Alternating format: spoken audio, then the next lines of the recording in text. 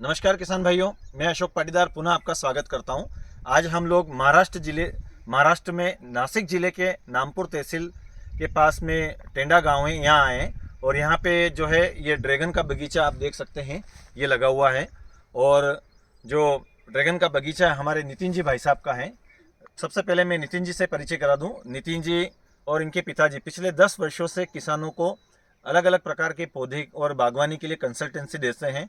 पूरे महाराष्ट्र के अलावा मध्य प्रदेश, गुजरात, राजस्थान भी आप लोग जाते हैं, यूपी भी जाते हैं। वहाँ किसानों को बगीचे तैयार करने में, पौधे को अच्छी पैदावार लेने के लिए जो है कंसल्टेंसी और सुझाव देते हैं। और आज हम इन्हीं के बगीचे में आए हैं और इन्होंने ड्रैगन का जो है ये 2 एकड़ का बगीचा लगा रखा है। तो आइए हम इनसे जानते हैं कि ये ड्रैगन का बगीचा कितने दिन का हो गया है, इसमें किस किस प्रकार के खाद कब कब डाले गए हैं और उनका इनको क्या फ़ायदा मिला है।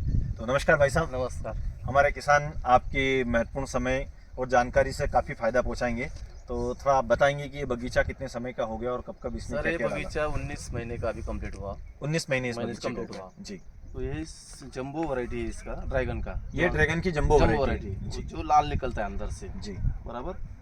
जब मैं लगाया इसको, जी जब लगाया पौधा, तो एक पोल के लिए जी। अभी 625 पिलर है। जी एक पोल के लिए मैंने आधा 500 ग्राम भूमि शक्ति का इस्तेमाल किया जब लगाया उस समय जी फिर 2 महीने के बाद मैंने 1-1 केजी बढ़ा दिया। जी जी हर दो ढाई महीने में, और 2-2.5 महीने में मैं 1-1 केजी डालता रहा जी 12 महीने के बाद जब मैंने बेसल डोज भरा, जी। तो उसमें भूमि शक्ति का मैंने 2.5 किलो, एक पोल के लिए मैंने 2.5 किलो भूमि शक्ति डाला है। जी। मतलब शुरुआत में आपने आधा किलो शुरुआत की थी, फिर 1-1 महीने में 1-1 किलो बढ़ाते गए और 1 साल का पौधा जब हो गया उसके बाद 2.5 किलो प्रति पोल पे अपन ने भूमि शक्ति का उपयोग चालू कर दिया। दूसरा इस्तेमाल भूमि शक्ति का ऐसा किया मैंने, जो खाद रहता है अपना गोबर का खाद, जी जी जब गोबर का खाद लाता हूँ तब उसके ऊपर भूमि शक्ति का बैग छिड़का देता हूँ, उसको मिक्स कर देता हूँ। जी जी मिक्स करने के बाद 15 दिन में जो अपना बैक्टीरिया मटेरियल है, जी सब खाद को सड़ा देता है वो। बिल्कुल। भूमि शक्ति गोबर की खाद को भी बढ़िया सा बारीक चाय पत्ती जैसा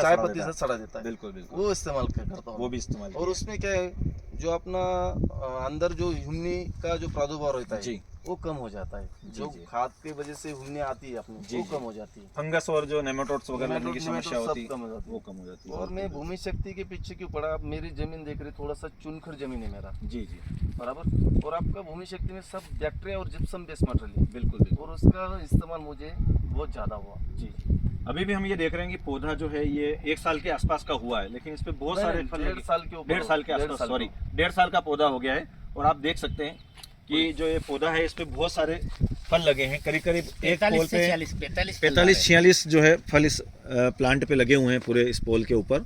और ये अपने आप में बहुत अच्छा रिकॉर्ड है।